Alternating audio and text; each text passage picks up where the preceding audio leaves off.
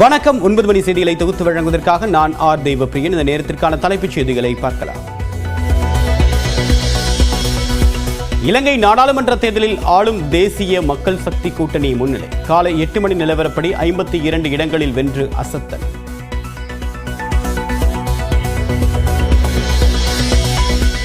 மகரவிளக்கு சீசனுக்காக சபரிமலையில் இன்று நடை திறப்பு. தினமும் 80,000 பேரை தரிசனத்திற்கு அனுமதிக்கவும் திட்டம்.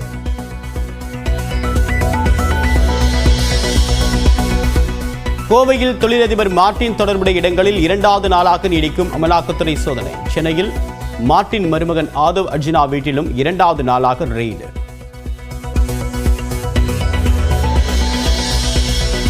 டெல்லியில் நாளுக்கு நாள் அதிகரிக்கும் காற்று மாசு. தொடக்கப்பள்ளிகள் இன்று முதல் மூடல். கட்டடப் பணிகள் மேற்கொள்ளவும் தடை.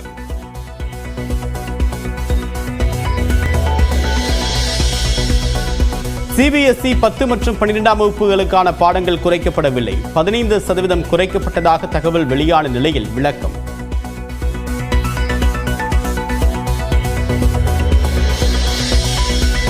இனி 2.5 ஆண்டுகளில் இளநிலை பட்டம் பெறலாம். புதிய விதிமுறைகளை கொண்டு வருகிறது யுஜிசி.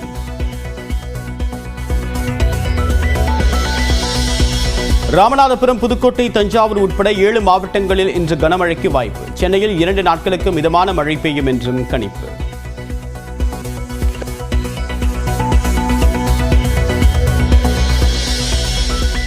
வேலூர், திருத்தணி, திருவண்ணாமலை மாவட்டங்களில் பல்வேறு இடங்களில் கொட்டிய கனமழை.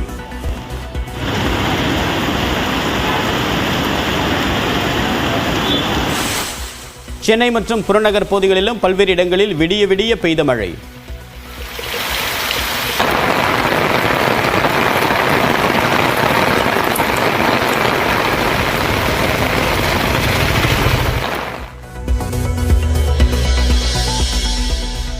சென்னை குன்றத்தூர் அருகே எலி தொல்லைக்கு வைக்கப்பட்ட மருந்தால் 2 குழந்தைகள் உயிரிழந்த பரிதாபம்.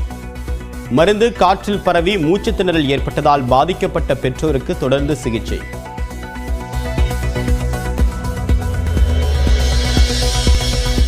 அரியலூர் மாவட்டத்தில் முதலமைச்சர் மு.க. ஸ்டாலின் இன்று கள ஆய்வு.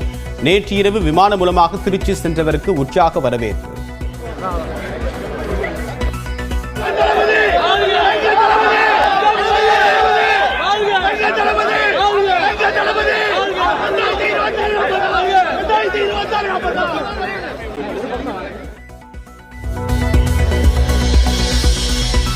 பாஜக அல்லாத பிற கட்சிகளுக்கு தான் கூட்டணி தொடர்பாக அழைப்பு என்று எடப்பாடி பழனிசாமி விளக்கம். அதிமுகவில் உள்ள இளைஞர்களின் வாக்கள் விஜய் கட்சிக்கு செல்லுமா என்ற கேள்விக்கும் பதில். தேர்தல் வருகின்ற பொழுதுதான், தேர்தல் முடிஞ்ச பிறகுதான் யாருக்கு யார் வாக்களித்தான் தெரியும். இது மறைமுக வாக்கு தான், நேரடி வாக்கு கிடையாது.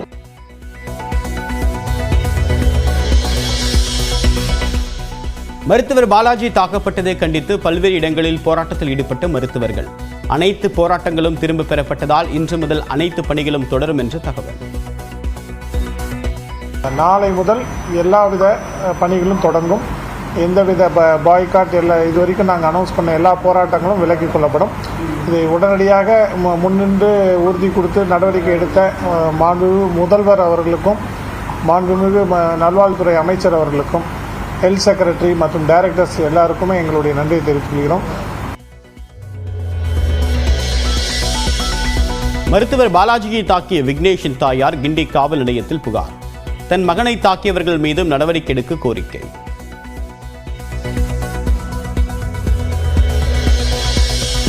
தெலுங்கர்கள் குறித்து அவதூறாக பேசிய வழக்கில் நடிகை கஸ்தூரியின் முன்பிணை மனு தள்ளுபடி. கஸ்தூரியை பிடிக்க 2 தனிப்படைகள் அமைத்து மதுரை மாநகர காவல்துறை உத்தரவு.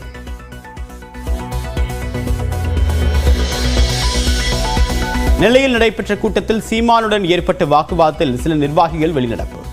விதிக்கு கட்டுப்படாதவர்கள் வெளியேற்றப்படுவார்கள் என்றும், நேர்மையாக இருக்க சர்வாதிகாரம் தேவை என்றும் சீமான் பேட்டி.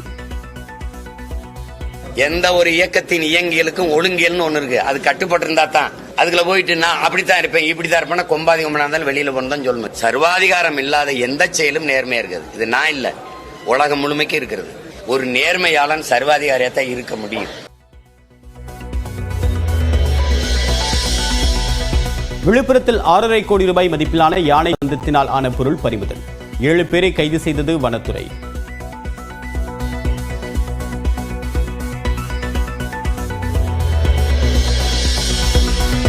கார்த்திகை பூர்ணிமாவை ஒட்டி வாரணாசி அயோத்தியில் குவிந்த பக்தர்கள். கங்கை சரயு நதிகளில் புனித நீராடி வழிபாடு.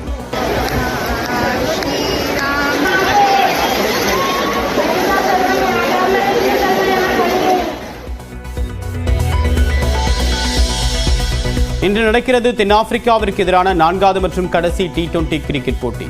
2 போட்டிகளில் வென்ற நிலையில் தொடரை கைப்பற்ற இந்திய அணி முனைப்பு.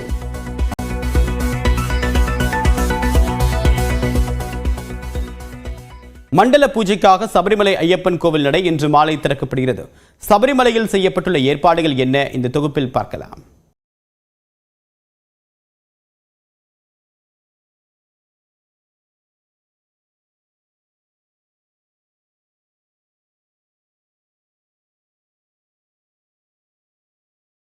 தட மன்னரால் கட்டப்பட்டதாக கூறப்படும் சபரிமலை ஐயப்பன் கோவில் ஒவ்வொரு தமிழ் மாதத்தின் முதல் நாளும் திறக்கப்பட்டு 5 நாட்கள் மட்டும் திறக்கப்படுவது வழக்கம். ஆனால் கார்த்திகை மாதம் மற்றும் அதை ஒட்டிய மண்டல காலத்தில் மட்டும் 43 நாட்களுக்கு கோவில் நடை திறந்திருக்கும். இந்த காலகட்டத்தில் காலை 4 மணிக்கு தொடங்கி காலை 11 மணி வரையும், மாலை 5 மணி முதல் 10 மணி வரையும் பக்தர்கள் தரிசனம் செய்யலாம்.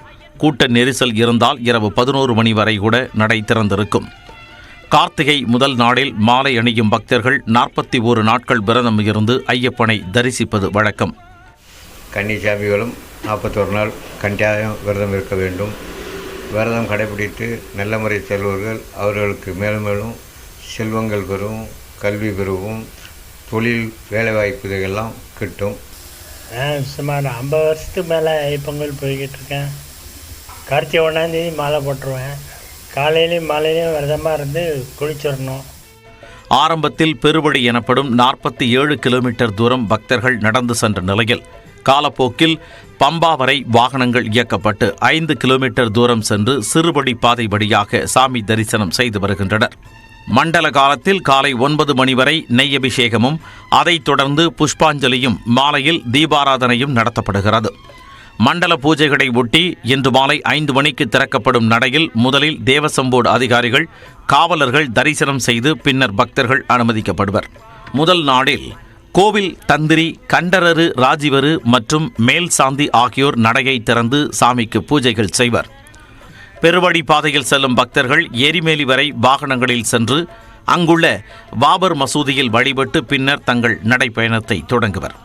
பக்தர்கள் வசதிக்காக தமிழ்நாட்டில் இருந்து பம்பா வரை பேருந்துகளும் கேரள அரசு பேருந்துகளையும் ஏற்பாடு செய்துள்ளன. மண்டல பூஜை வரும் 26ஆம் தேதி வரை நடைபெற்று அன்று நடை அடைக்கப்படும். பின்னர் மீண்டும் 30ஆம் தேதி மாலை மகர விளக்கு பூஜைக்காக ஐயப்பன் கோவில் நடை திறக்கப்படும். ஜனவரி 14ஆம் தேதி மகர விளக்கு தரிசனம் நடைபெறும். அன்றைய தினம் கோவிலுக்கு எதிரே உள்ள பொன்னம்பல மேட்டில் ஜோதி வடிவில் பக்தர்களுக்கு ஐயப்பன் காட்சியளிப்பதாக நம்பப்படுகிறது. இந்த ஆண்டு முதல் முறையாக பக்தர்கள் தங்க சிறப்பு இடங்களும் பக்தர்களுக்கு 5 லட்சம் ரூபாய்க்கான காப்பீடும் அறிமுகம் செய்யப்பட்டுள்ளன. ஐயப்ப பக்தர்களின் வசதிக்காக சென்னை சென்ட்ரலில் இருந்து கொல்லம் வரை வரும் 19ஆம் தேதி தொடங்கி வாரம் தோறும் செவ்வாய்க்கிழமை சிறப்பு ரயில் இயக்கப்பட உள்ளதாக தெற்கு ரயில்வே அறிவித்துள்ளது.